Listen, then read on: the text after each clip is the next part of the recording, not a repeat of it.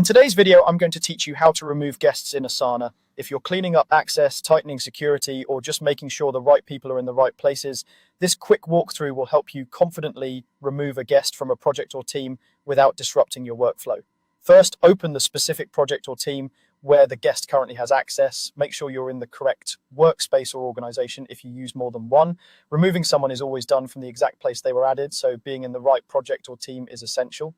Also keep in mind that you may need to be a project owner, team admin, or have the right permissions to make member changes. If something looks grayed out, that's usually a permissions issue.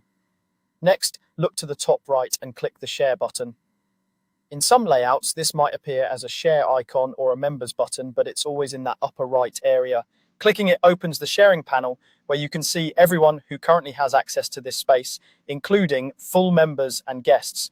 Now, find the guest you want to remove. Guests in Asana are typically people using an email address from outside your company's domain, and they may be labeled as guest in the list. Scroll through the member list to locate their name. Take your time to confirm you've got the right person to avoid removing someone unintentionally. If your view supports it, you might notice hints like their email domain or guest tag to help you identify them.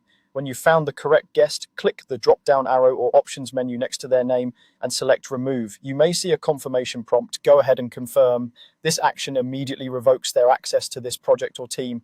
Their past activities, such as comments or tasks they created, typically remains for record keeping, but they can no longer open or interact with this space. Remember, removing someone from a single project only affects that project. If the guest is in multiple projects or teams, you'll need to repeat these same steps in each place where they appear. Before you wrap up, give the member list a quick glance to ensure the guest is no longer visible.